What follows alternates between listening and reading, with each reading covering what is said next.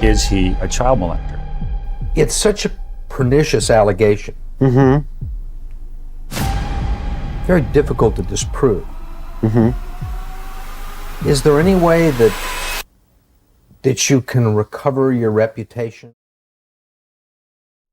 Woody Allen is an award-winning filmmaker, writer, actor, and comedian whose career spans decades.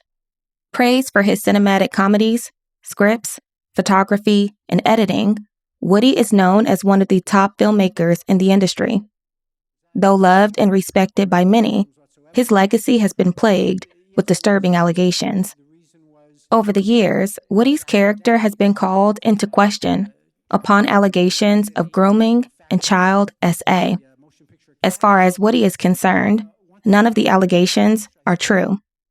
In this series, we will take a deep look into the claims that have been made against Woody Allen from all perspectives relevant to the story. It's a story filled with pain, loss, trauma, and content that some may find disturbing. Viewer discretion is advised. Before we dive into part 1 of this series, let's first thank our sponsor. This video is sponsored by Surfshark. As someone who spends a lot of time online researching various topics, my browser history looks questionable, which is why I recently made the switch to Surfshark. Surfshark's VPN allows me to navigate the web with protection by encrypting all information between my phone and the internet. Surfshark also allows me to hide my IP address to help keep my identity safe. One of my favorite features is the ability to change my location, which comes in handy when I've hit a roadblock in my research due to blocked websites that I can't access. Surfshark monitors your personal data, keeps your device virus-free, and allows you to browse the web without a trace. Have multiple devices? No worries. With Surfshark, you can have one account on an unlimited amount of devices. Enter promo code commentator for an extra 3 months free by clicking the link in the description box. Surfshark offers a risk-free 30-day money-back guarantee. So what are you waiting for? Join Surfshark and start protecting yourself today. Woody Allen was born Alan Stewart Konigsberg on December 1st, 1935, to parents Martin and Nettie. According to Woody, his parents couldn't have been more different. His father, Martin, was a hustler, a street guy who made and broke deals. His mother, Nettie, was the responsible one who kept the house and paid all the bills. Doted on by his aunts and uncles, Woody had a very loving childhood. As the only boy, they adored him. Though he was surrounded by so much love, Woody was a very neurotic, fearful child who looked at life with the coffin half full. Though born and raised in a strong Jewish family, Woody was pessimistic, afraid of death, and didn't believe in the afterlife.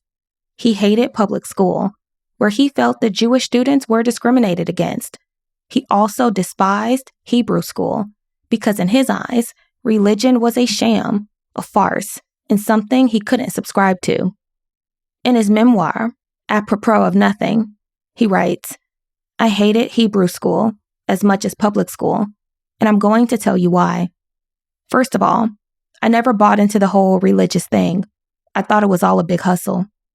Didn't ever think there was a God. Didn't think he conveniently favored the Jews if there was one. Loved pork. Hated beards.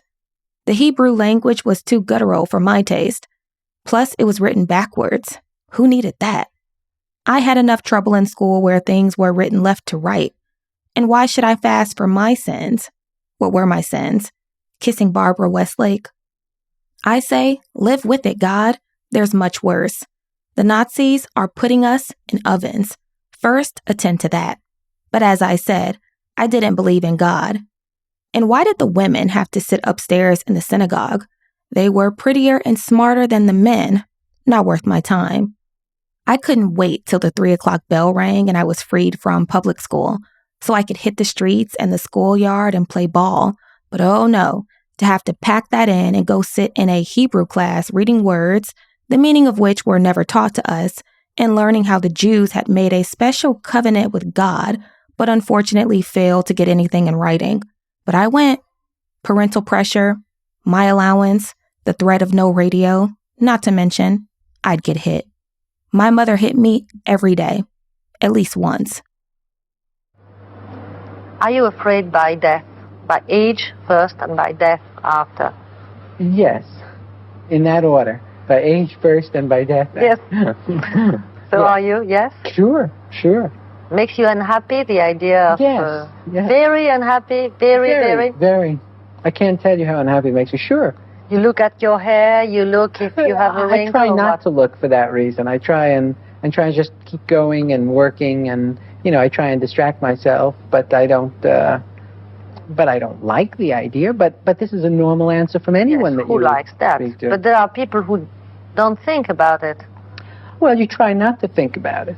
Are you religiously observant? I mean, are you going to the synagogue? No, I did when I was a boy. I was brought up religiously, but not anymore, because I didn't find that meant anything to me. I don't rule out at all some kind of religious reality, but it certainly isn't. It certainly has nothing to do with any of the people that make their living from it. But you are not an atheist, evidently. It's close. It's a fight all the time not to be one. You feel that God is somebody trying to fool everybody, making them think that it doesn't exist? No, I don't think that. Generally, when a fairy meets somebody, in a tale, she asks, do you want success? Do you want wealth? Do you want power? Or do you want love? To the hero. So if you would make a fairy asking you, what do you want? You have success? You have wealth? What would you love besides that? Love or power? Well, what you would like, ideally... Beauty, strength, muscular strength, being Tarzan. I'd like to... I'd like to know for certain that there is a God. That would be nice. Born in the Bronx, yet raised in Brooklyn, Woody was a pessimistic menace who questioned everything. But despite having a high IQ, he didn't excel at school and spent more time getting into trouble. According to Woody, school was not his priority. Girls were. Though he had a strong appetite for the opposite gender, Woody wasn't quite popular among them and faced constant rejection. In his book, he writes that girls his age were well-read, sophisticated, and smart, unlike him. Quote, "So I'm about 15, a multiple wannabe, failing in school, and as my hormones reach a critical mass, I began my love life, or as one might call it, theater of the absurd, adrift in a sea of testosterone, looking for sex, but more pointedly, searching for that combination of Rita Hayworth's sensuality, June Allison's supportive devotion, and Eve Arden's sarcastic wit. There were a few winners I dated, though, those simple, lovely girls, smart, literate, cultivated, fetchingly neurotic, and bored stiff by a bumbling wimp like me, who couldn't hold a conversation on any subject more complex than the road pictures of how to hit a slider. These girls read and spoke French. There was something about these women, the fact that they were beautiful naturally, that they always seemed to be dramatically and flatteringly in black with silver earrings. They were not commercial, and their smarts were seductive. They were political liberals. And rumor had it, they were sexually advanced, although I'd never find out. I had no interest in reading at all. It never interested me as a kid. I didn't like it. Time spent other ways was my thing. And I only got educated, not for any noble or ambitious reason. I only did because when I hit about 17 years old or 18 years old, I was attracted to the girls in school. And the girls that I liked, for whatever strange reason, I don't know, were the kind of non-commercial bohemian girls that had no lipstick and very little makeup and black tights and black turtlenecks and silver earrings, and they were all interested in art and culture and literature and classical music and architecture and, and so in order to keep up my end of the conversation, I had to learn. So was the girls. I learned, but if it wasn't for them, if I liked a different type of girl, for instance, who was not interested in that, if her interest lay elsewhere, I would never have learned. But the ones I liked, for whatever reason, there were all those ones that you used to see in the Jules Feiffer cartoons, or, the ones that liked to hear the guitar players doing folk music, and they were socialists, and they were communists. And I see a lot of them in your movies. I see those in the early movies especially, Those are the ones. And so, if they would, at first, when I started going out with them, they would talk to me, and I was, I had nothing to say back to them. I never read anything they read. I didn't know who Andre Segovia was. I didn't. And gradually, to keep, to be able to get a second date, or even a first one at times, I had to start reading. Realizing that girls his age desired an intellectual guy, Woody decided to delve into the very thing he dreaded the most, reading. With the help of his cousin Rita, Woody would be exposed to theater and the arts. Soon enough, he began enjoying the works of novelists, poets, and philosophers. On the list was Emily Dickinson, Hemingway, and Camus, to name a few. Woody also developed a love for jazz music and a passion for museums.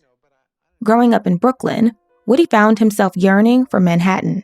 When his father took him there for the first time in 1941, Woody was in awe and knew that one day he would live there. Quote, "One day, my life changed when my father took me to Manhattan for what today would be called some quality time. I was flabbergasted. 1 million people, many soldiers and sailors, Marines, endless movie houses all up Broadway and lining both sides of 42nd Street. Dance halls, stylish women, or so I thought. Guys playing instruments for money. I experienced instant passion for Manhattan, and over the years, returned every chance I got.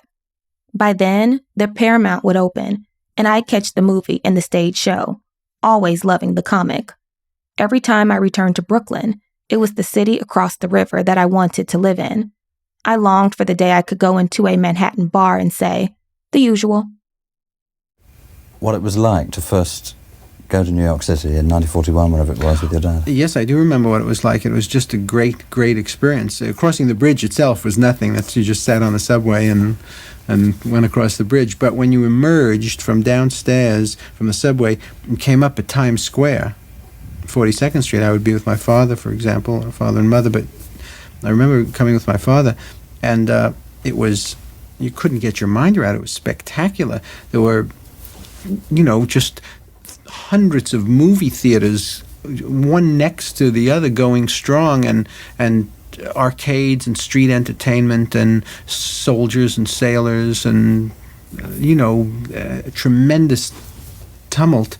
And, it was really a spectacular experience. And then walking around there, all the wonderful restaurants and colorful characters that you would see, people selling apparently stringless dancing dolls up against the buildings, and valises of neckties, and shoe shine people. And I mean, it was great, absolutely great. And it was already on the decline then. When it must have been just breathtaking was probably the 20s and the 30s. I don't have a good memory of it before 1941, and that's quite an early memory for me. But I mean, today's children taking the same trip would get a hell of a shock. Oh, it's a different thing entirely. It's degenerated tremendously architecturally, and now it's, what is it? It's prostitution and pornography and dope addiction and it's dangerous. In the years to come, Manhattan would be a staple in Woody's movies. His films would help bring New York culture into the pop culture world.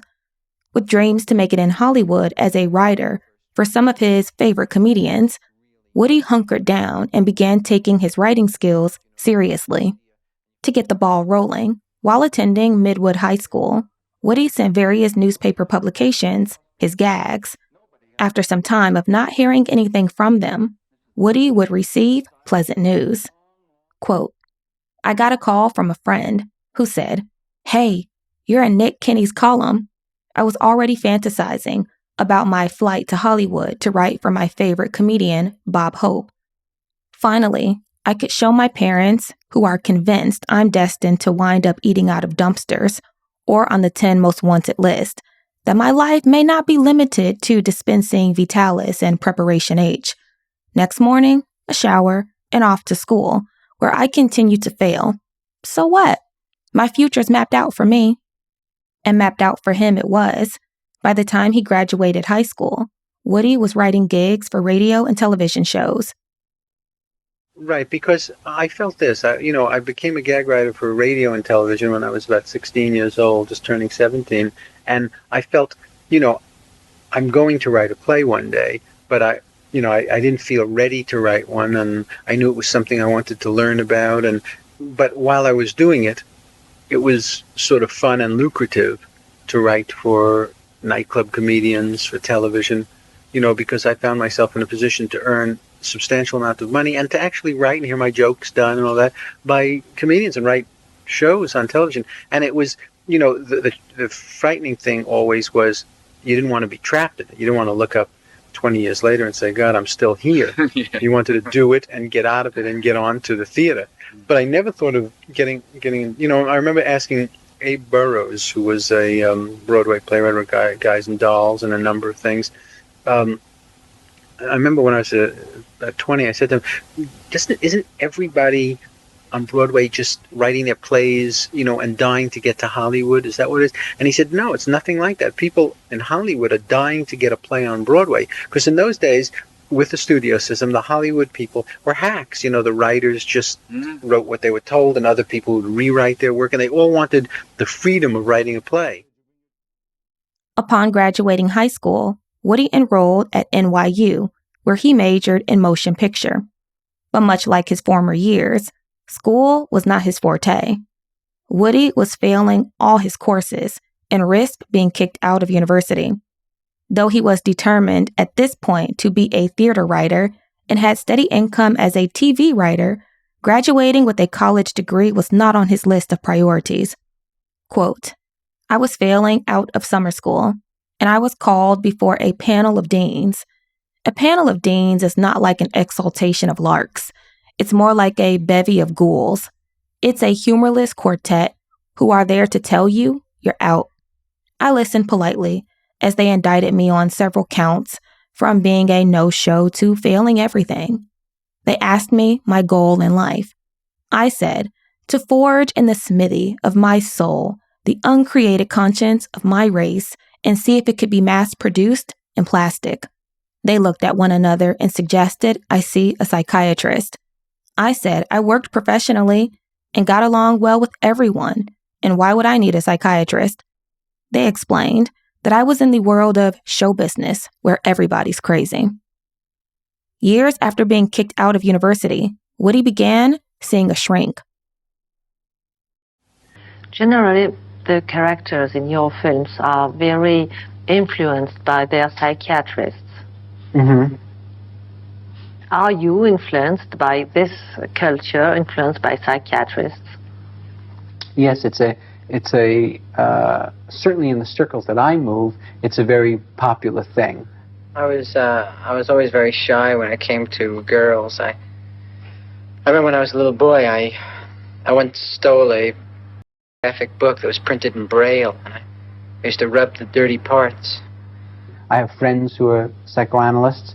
I'm interested in psychoanalysis. I'm interested in plays and films that are about psychological problems, and I think that I've been very influenced in general by psychoanalysis. You know, I was in psychoanalysis years ago and have gone back to it at times and stopped at times and gone back and stopped and, you know.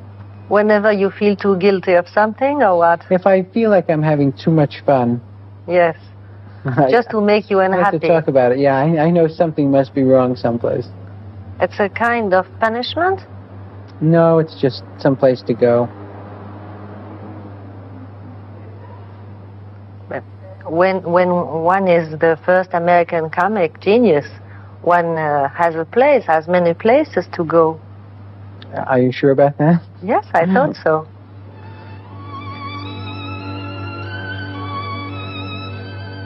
But now, after those on and off analyses, you think that you know who Woody Allen is? I think I know a little more about myself, probably, than I would have if I didn't do it. That makes you happier? It makes me a little smarter about myself, a little less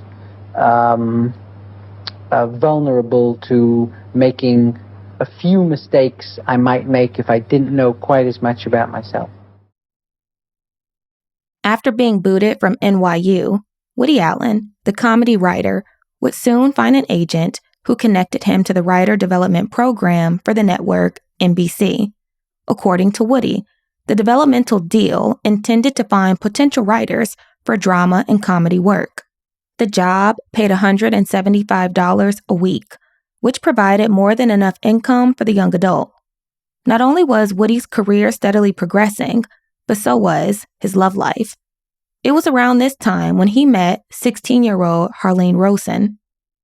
Quote, "At that time, I met Harlene, the girl I would soon marry. Someone told me about a senior at James Madison High School who played piano. Somehow, a meeting was set up. She was pretty. She was bright. She came from a good family who had a lovely house and a boat, and she played classical music and took acting classes. In short, she was much too good for me and would prove to be so after we married. We practiced our 2 tunes together and started dating. I must say, for a college-age kid, I took her to very romantic, sophisticated places." Is there a type that you look for? Do you have a certain set of characteristics that you see? Ah, there goes Miss Right. Yeah, but, you know, you'll hate me if I say it. I like pretty girls. You know, I'm old-fashioned that way. I like girls that are pretty and earthy looking, you know, almost broad. I'd rather she was overweight than underweight, and long hair and straggly, earth mother, sexual kind of animal, disgusting types, you know? And that's right. You really see them there with the blouse and you know, dirty and everything. And I enjoy that because the thought of what you could do with them later is wonderful. You know what I mean?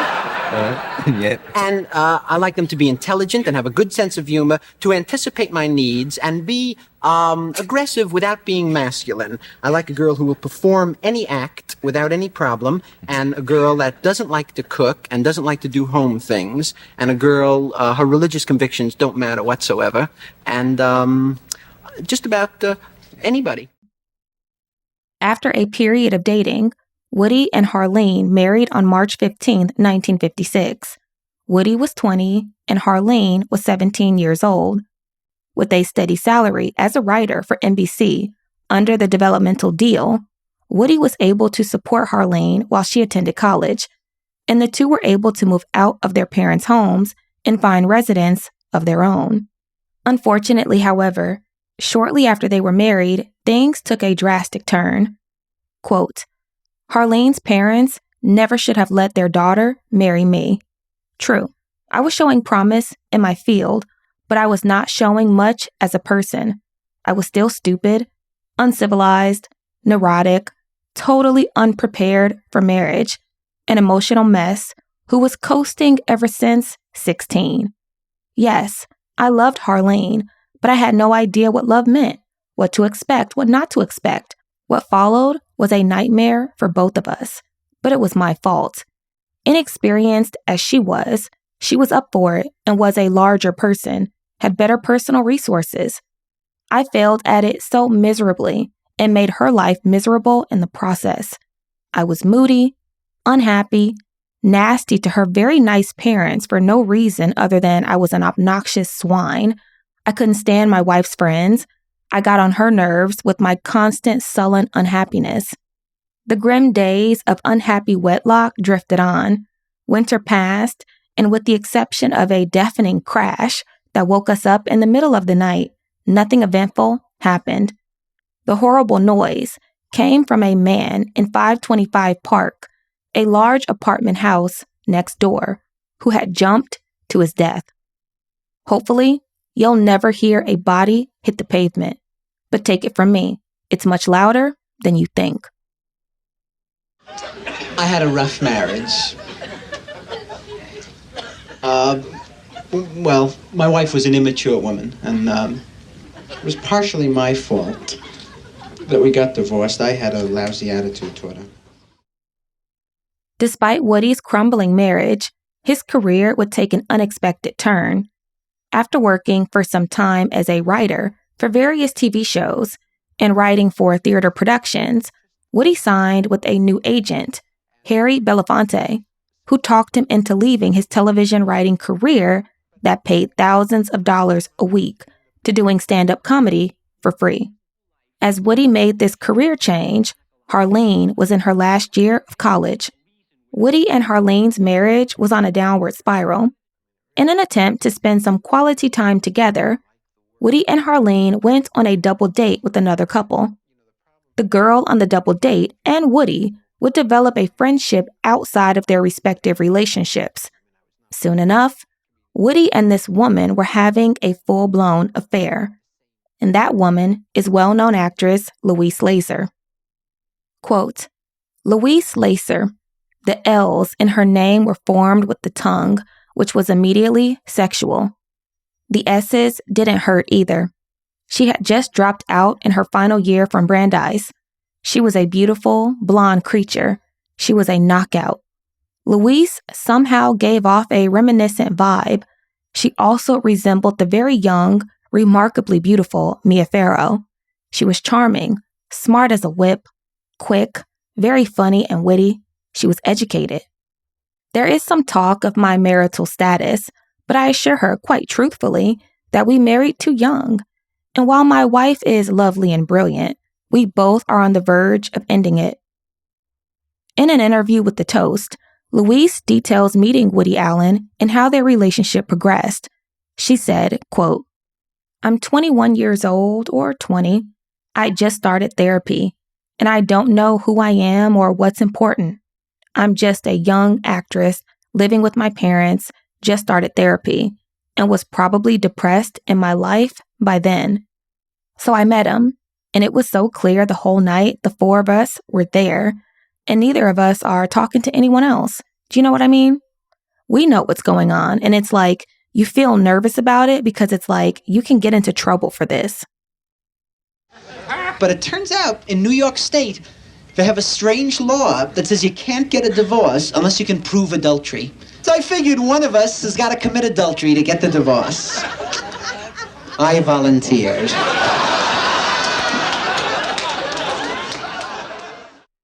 According to Woody, shortly after his affair with Louise began, he and Harleen decided to call it quits and officially divorce.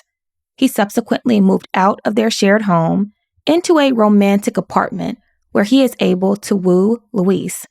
According to Woody, he never experienced a love like this. Quote, I remember exactly where we were when I first realized what love was and what it felt like. And finally, I got what they meant. The poets, the lyricists. We had been dating for a few weeks. One afternoon, we were at the Museum of Modern Art having coffee. And for whatever reason, I was looking at Louise and felt, oh my God, I love this woman. I never felt like this about anyone before. Now I see what they're talking about. And somewhere in heaven, that same character that toyed sadistically with Job had come across my picture in the files and was rubbing his hands together with anticipatory glee. And you are no longer married? No. First time I was married for 5 years to a very interesting young girl that I grew up with who was a philosophy teacher. And we were very friendly, but we were children when we got married. She was 17 and I was 19. And we had, not a bad marriage, but then we grew up, and completely grew apart.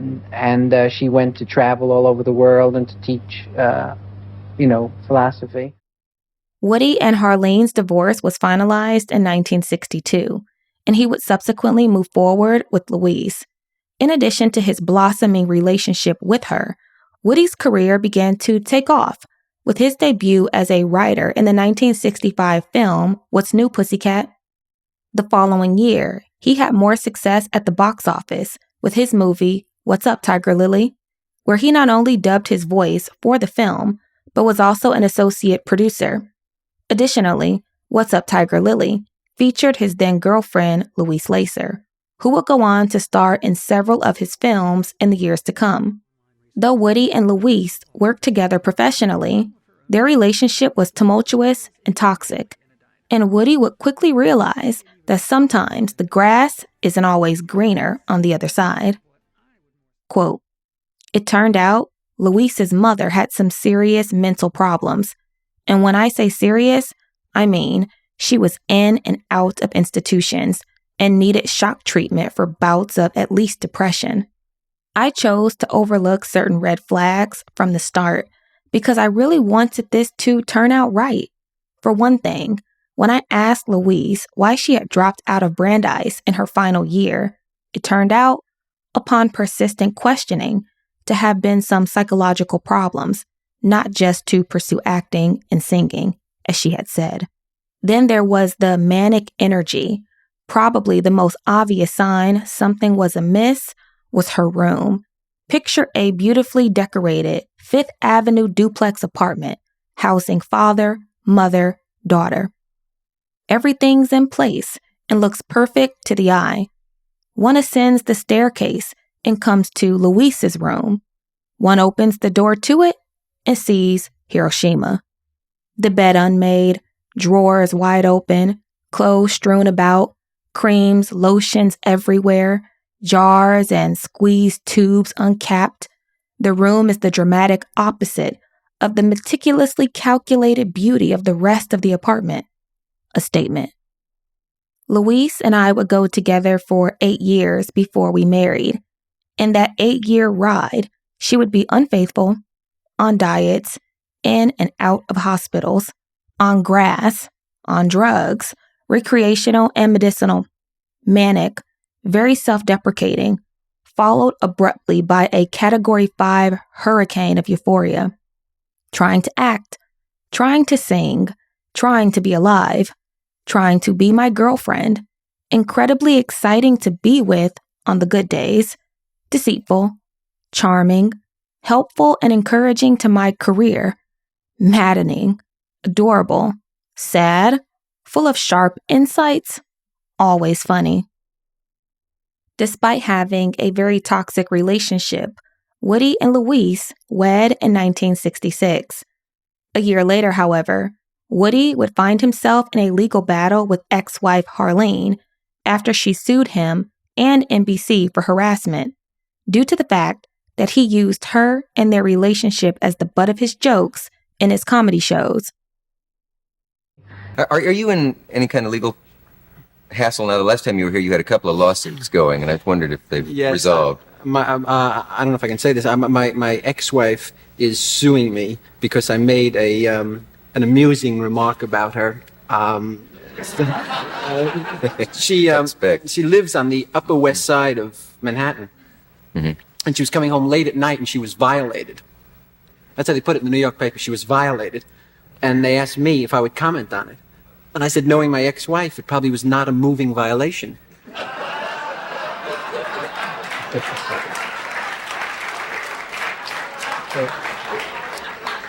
So she's suing me, you know. Well, I can't imagine why. I mean, the woman must have no sense of humor. But, well, now she'll be suing me, so I wouldn't want to say that. But you know, I just said it in a moment of gay abandon. Yeah. You know. She sued me for $1 million in a moment of enormous abandon. You know? If you were to meet on the street suddenly, would you be cordial though? Probably. Yes, I think if I ran into her on the street, we would stop and chat and exchange blunt instruments.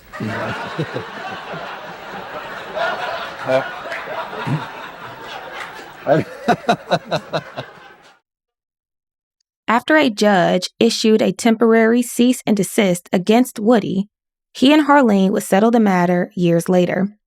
In 1969, Woody made his directorial debut in the film Take the Money and Run. This film was a success and a box office hit. But in the midst of relishing in his recent accomplishments, his marriage to Louise floundered, and in 1970, the two called it quits. Quote, "And in the midst of all of that, there came a day Louise and I decided to divorce, and her father, a mensch to the end, brokered a split that was fair to both of us, and we parted great friends. We have always remained great and loyal friends." I realized that I didn't know exactly what your marital status is at the moment, even though I know you. Are you officially single now, or semi-officially single? I'm single. Yeah. In the sense of not being married. If you know what I mean. I can do anything I like to anyone I like. With their consent. Well, it's a long show, and yes, I'm single. I was thinking sometime you ought to really write a serious book on women and marriage, because you've been through how many? Two? I was married 2 times. 2 full times. Once and then once again. Mm-hmm. Do you ever? Do you think when you've been married twice that you caught on to the first marriage, what would make a second marriage work? Do you know what I mean? And then is it a shock when you find that the thing you thought you learned from the first marriage doesn't work in the second marriage? Right, because you apply everything that you learned in the first marriage to the second girl. And that's a problem, because the second girl is nothing like the first girl if you're lucky.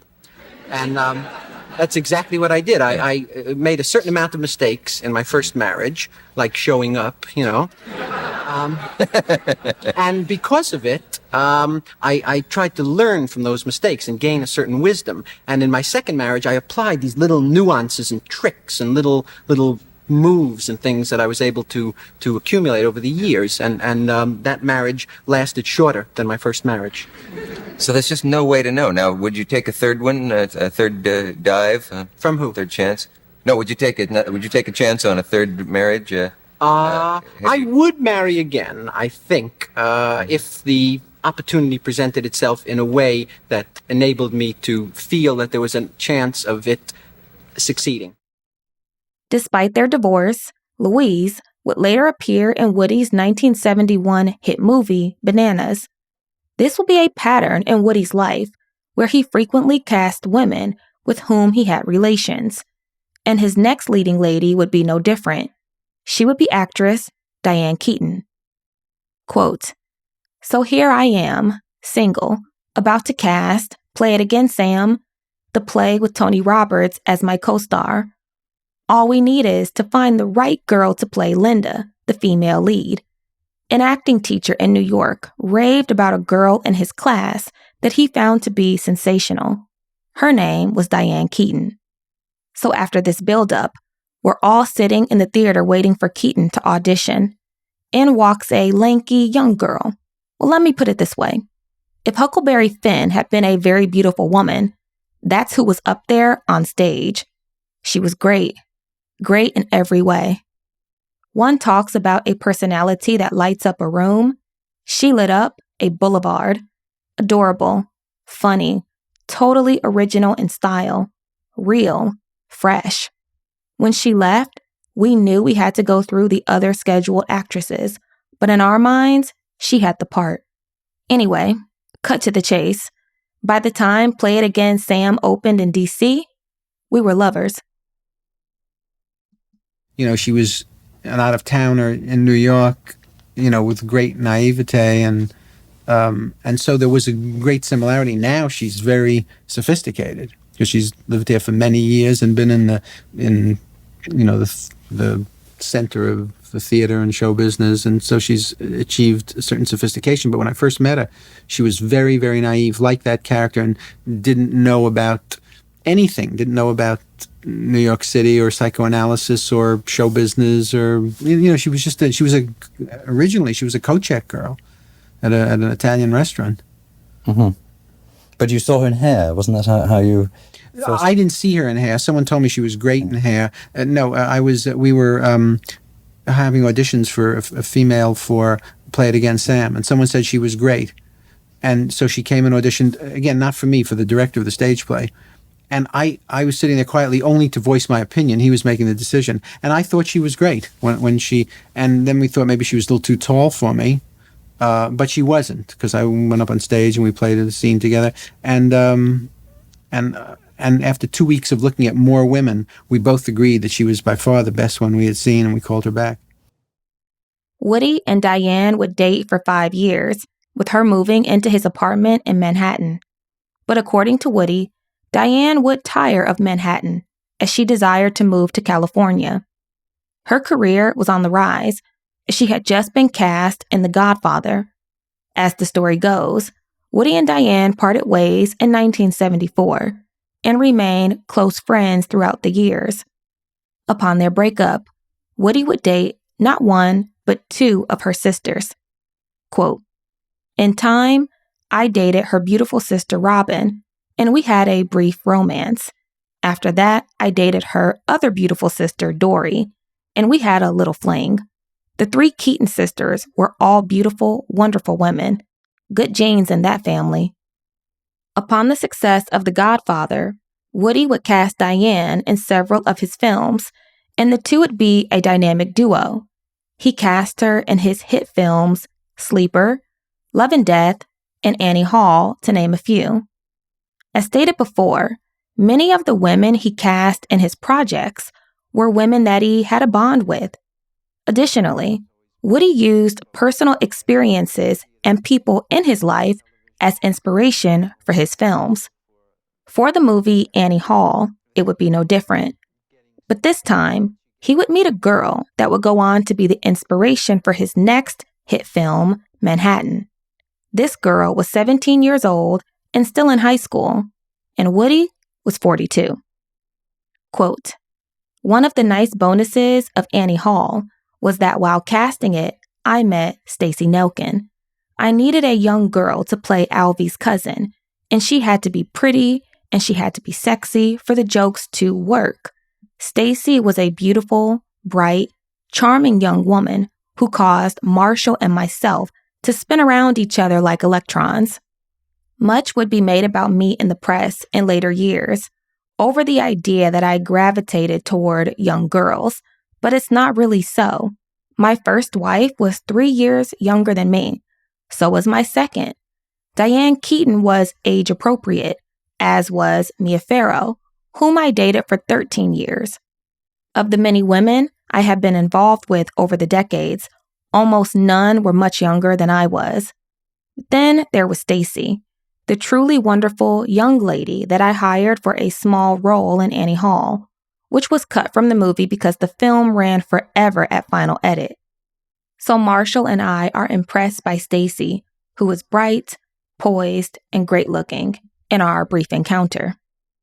Now, in all the years of filmmaking, I have never mixed business with my social life, and I have never dated or hit on in any shape, manner, or form any actress up for a role in any of my movies.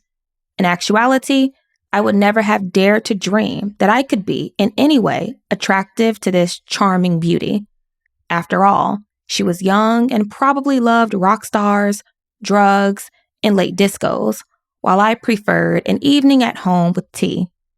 As it turned out, when she came in to shoot her scene, her mother came with her and was also quite charming. According to Woody, a few weeks after she filmed her scene for Annie Hall, he would run into her on the street. She informed Woody that her parents would be out of the country. According to Woody, he gave her his phone number and said that if she was bored, she could give him a call. In his mind, he thought he'd never hear from her. But he was wrong. Quote, "Sure enough, she called, came over for coffee, as we lived quite near each other, and we just talked and had some laughs. A pleasant afternoon, nothing more. We dated on and off, saw a few films, listened to music, discussed books, and of course, jumped into the percales. We saw each other now and then and enjoyed one another's company. Then one day, she announced she was moving to California to pursue her acting career more seriously. We said goodbye, she flew west, and soon she married. Now, you were 17 when you met Woody Allen. He was 42. Yeah. You met when you were cast for a small role in Annie Hall, the movie, which in the end didn't actually make the final cut. But you dated him for 2 years. Tell me about the relationship. Oh, it was a life-altering relationship for me. He taught me many, many things. He was a father figure to me, as you can imagine, somebody 24 years older. And it was a wonderful relationship. You know, I was really in love with him. And he taught me all kinds of things about film and music and about life. He was a wonderful man, and we had a great time. And so there are many, and you will have heard this over the years, who would say that it's inappropriate for a man of 42 to have a sexual relationship with a girl of 17. What would you say to them? I think situations like that, relationships like that, have been going on since time immemorial. Except right now, we have the older woman and the younger guy. I mean, look at Ellen Barkin, look at Susan Sarandon. They both have guys who are like 20, 30 years younger than they are. So I think situations like this happen if you're looking for a parental figure, perhaps. So let me ask you one question, if I may, Stacey, about the relationship, which is that you were 17 when it began, and I believe that Woody Allen's people would fly you to Los Angeles and you would see him there and so on. Is that right? Right. And back to New York, mostly in New York because Woody doesn't like L.A. So I was in L.A. I was flown out there and I would come back to visit him, and occasionally he would come visit me in L.A. But he hated it. But you're aware, right, but you're aware that the legal age of consent in LA would be 18, not 17. I was 18 at that time. No, I was 18 at that time. Yeah. Right, so there was never anything illegal about it? Not at all. It was a completely consensual relationship, and it was a wonderful relationship. Stacey would leave a lasting impression on Woody, and he would use their relationship as inspiration for Manhattan. In the film, Woody's character, 42-year-old Isaac, is dating Tracy, a 17-year-old girl. For the movie, Woody would cast actress Mariel Hemingway to play Tracy. Mariel was just 16. In her book, Out Came the Sun, she details the making of Manhattan and her experience working with Woody Allen. Quote, "The movie was weird. That was my first thought. And for a long time, my only thought. The movie was Manhattan. I would be playing Tracy, the girlfriend of Woody's character, Isaac. Since I was 16, I still needed a guardian, so my mother came to New York with me for the duration of the shoot. Playing Tracy was another matter. I prepared for the role the same way I prepared for any role, by trying to find something in it that was similar to things I had experienced, and in that sense, it was easy. Of course, there was a great distance to cover from that to actually imagining myself in the position of a 17-year-old dating and, as the script made quite clear, sleeping with a man in his 40s. The real Mariel would never have gone out with Woody, not in a million years. The one thing that threw me was the sexual innuendos, and sometimes they weren't even innuendos, but outright sex talk. There's a moment in the movie when Tracy and Isaac are in bed eating food. "Let's do it some strange way you've always wanted to do, but nobody would do it with you," Tracy says. Isaac is shocked by her forwardness, and then he says, "I'll get my scuba diving equipment and really show you." When I ran across that line, I asked my mother what it meant, and she got a mortified look on her face. I asked again. Her expression darkened. "Don't ask stupid questions," she said. You played Tracy, a high school student dating a 42-year-old neurotic, played, of course, by Woody Allen. Yes. Once again, playing in a movie I had no idea what I was doing. And you were 16 when you shot this one? I was 15 when I started, and I think I turned 16 just right after it was done. And how did that happen? I mean, you had done one movie, and then did Woody Allen come calling and say, "I want"? Well, I had done lipstick, and apparently, I mean, I don't know this for sure. I've never really asked him. He watched Lipstick. And he Which said, is funny to imagine in itself. Yeah, and I'm such a kid, you know. I mean, if you've seen it, I was 12. Very much 12. Adorable. And maybe I shouldn't say anything more. Maybe that's why he liked it.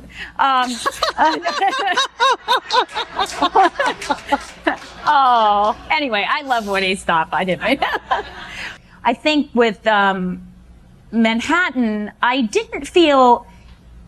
I mean, he wanted me to feel sophisticated, so he made me feel like I was smart, you know, told me about museums and things. So I thought I was all incredibly intelligent, but, you know, by the time, still didn't know what I was doing in the film, and asked my mother, how do I kiss him in the movie, in this scene where I'm supposed to kiss him?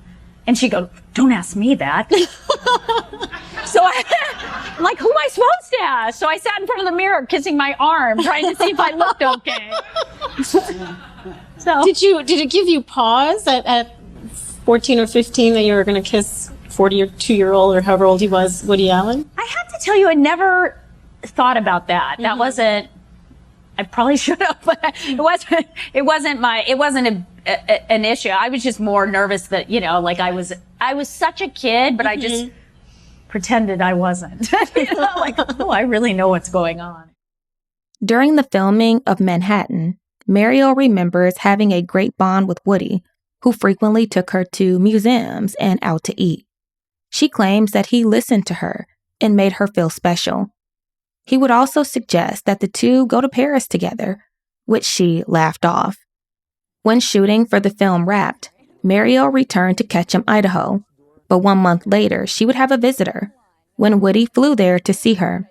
In her book, she writes, quote, Woody Allen, Hollywood director, New York celebrity, urban neurotic extraordinaire, arrived at the small airport in Haley, Idaho on a private jet. It was early November. I had been back in Ketchum for a month, maybe more, but my head was still filled with Manhattan. Woody's initial joke about taking me to Paris kept resurfacing. He brought it up more and more often, to the point where I started to think that maybe he wasn't joking.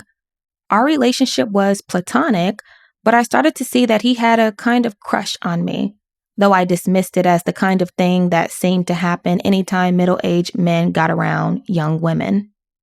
Back in Ketchum, I told my parents about the Paris offer, hoping they would squash it immediately. Instead, they were impressed and even a little enthusiastic. I repeated myself, thinking that maybe they had misunderstood. He wants me to go to Paris with him. And they repeated themselves, Paris with Woody Allen? No problem. Sounds interesting. I tried to raise the threat level further. I told them that I didn't know what the arrangement was going to be, that I wasn't sure if I was even going to have my own room. Woody hadn't said that. He hadn't even hinted at it. But I wanted them to put their foot down. They didn't. They kept lightly encouraging me. I pretended to be happy that they were giving me my independence. But the truth is that I felt abandoned and angry. Weren't parents supposed to look out for you? According to Mariel, her parents dropped the ball many times. We'll start at the beginning, 1976, Lipstick. It is, for those of you who maybe don't remember or haven't seen it in a while, it's a revenge thriller, and you played a young girl, played the sister of your actual sister, Margot. Yes. And sort of a gritty, kind of gruesome storyline where you're both raped, and then it becomes a... Sorry, this is the start of our talk. But anyway, that's the premise of the movie. And I guess, so it was your sister who put you up for this part. So can you talk a little bit about that? So she's talking about a movie called Lipstick. And did you realize, or did you know what the actual subject matter was, or did they keep that from your... I don't know that anybody actually kept it from me. I knew that Margot in the script was raped in the script, but I had no idea until I saw the movie with my father when I was, when it came out, a year later. He'd taken me to a screening in downtown Manhattan, or midtown Manhattan, which is pretty it's kind of a crazy area to be. And all these people were in the audience and they were like, yeah, yeah, kill him and doing all this stuff. And I sat in the audience and I didn't realize until it happened that I was raped in the movie too. I thought that I fell down some stairs. They just told me to do stuff and I did it. So it was at least it happened off challenging for screen me then. to like handle it. I was very mad at my father. I wouldn't speak to him for allowing you to do it. allowing me to do this movie. I was very mad at him. With the beloved director in town, Mariel and her family hosted Woody Allen at their house. Though she was excited to have him there, the Paris trip weighed heavily on her mind. In her book, Mariel writes that she couldn't sleep as she found herself panicking over the thought of going to Paris alone with Woody. Quote, I was suddenly panicking about the whole Paris trip. It was a great offer, and we were great friends, but were we really friends at all? Would we get our own rooms? Would we? We would, wouldn't we? No one was going to get their own room. His plan, such as it was, involved being with me. In the middle of the night, I went downstairs to the guest room and roused him from sleep. What? He said. What? I'm not going to get my own room, am I? I asked him. If we go to Paris, I said, I don't get my own room, do I? He was terribly flustered, not quite awake, not quite in focus, feeling around for his glasses. Listen, I said, I just want you to know I can't go to Paris with you. He was still pretty disoriented when I left the guest room, and the next morning, he was clearly disconcerted. He called the plane to come and pick him up, and I drove him back to the airport. Deep down, I was really sad. I loved him as a friend. He made me feel important in ways that I hadn't, up to that point, felt. But I also knew that it was an impossible situation. I had agreed to take a part in his movie where I was playing more sophisticated and more adult. And if that was confusing for me, it was also probably confusing for him. It was intimate, but it wasn't. I couldn't give myself over to it completely, even as an idea. Woody and Mariel maintained a friendship over the years, but he wouldn't particularly care for the way in which she characterized their interaction in her book. So in his memoir, he would offer his side of the story. Quote, Mariel invited me to come and stay a few days at her home in Ketchum, Idaho. As I was going to Paris in a few weeks, I asked Mariel if she wanted to come. This panicked her, unbeknownst to me. She and her mother talked it over. Her mother was in favor, but the prospect was too scary for Mariel. Here's the only thing I disagreed with in Mariel's accurate account of my visit. She wrote that she declined my invitation, and the following day, I left. The implication being I left because of her refusal. But no, I really liked the whole family very much, and as stated, I have remained on great terms with Mariel to this day. I left earlier than I had planned because when I arrived, it was announced that I would have my own bedroom, but I would be sharing a bathroom with her father. According to Woody, it was news he could not bear, so after a few days of visiting Mariel, he left. When Manhattan was released in 1979, it was a hit. Decades later, Manhattan is still loved by many. But one woman would later come forward and allege that she was the inspiration behind the film when she detailed a secret relationship with Woody Allen when she was just 16 years old. Her name is Christina Engelhardt. According to Christina, it was October 1976 when she saw Woody at a restaurant in New York City. As her story goes, upon exiting the ladies' room, she dropped a note on his table with her phone number that read, "Since you've signed enough autographs, here's mine." Christina was 16 and Woody was 41. According to Hollywood Reporter, Woody never asked her age, but Christina told him she was still in high school, living with her family in rural New Jersey as she pursued her modeling ambitions in Manhattan. They write, within weeks, they'd become physically intimate at his place. She wouldn't turn 17, legal in New York, until that December. The pair embarked on, by her account, a clandestine romance of 8 years. It's important to note that Woody Allen has never publicly addressed Christina's allegations. He never wrote about her in his book. Though Christina claims that she was the muse behind Manhattan, Woody has asserted that the film was based upon his relationship with Stacey Nelkin. According to Christina, about a year into the relationship, Woody began bringing in other young ladies where they would have threesomes. After being intimate for 4 years, Woody suddenly announced to Christina that he wanted her to meet his new girlfriend.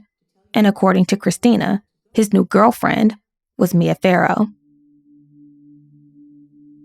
And this woman has a unique insight. She tells Lisa Guerrero that she dated the director when she was just 16 years old. Christina Engelhardt was just 16 years old when she met Woody Allen at a New York restaurant. He wouldn't stop staring at me. That was the beginning of what she says was an 8-year sexual relationship with Allen. He was 41, and their 25-year age gap didn't seem to be a problem for the famed movie director. Can a 16-year-old girl really have a consensual relationship with a 41-year-old man? No. Christina believes she was the inspiration for the 1979 hit Manhattan, the story of a middle-aged man who begins a relationship with a 17-year-old high school student played by a young Mariel Hemingway. She's got homework. I'm dating a girl who does homework. How did you react when you first saw the film? I cried because I thought, wow, you know, he won't help me in my acting career. He doesn't do anything for me, but boy, I'm great subject matter. Christina says the relationship started coming apart when he began dating Mia Farrow, the star of Rosemary's Baby. Did he ever introduce you to Mia Farrow? Well, the first 2 years, no. And then one day he said, I want you to meet someone very special. Now he's, okay, who am I going to meet? And then he goes, I want you to meet my girlfriend. I'm like, girlfriend? Yet from time to time, they stayed in contact, as with this Dear Christina letter. I hope you're happy and well. I recall our times together fondly. She has shared her story in the new HBO documentary Allen vs. Farrow, which chronicles Allen's history of relationships with younger women, as well as allegations that he molested Mia's daughter, Dylan, when she was a child, claims Allen has consistently denied. Dylan Farrow accuses Woody Allen of molesting her as a child. Do you believe Dylan?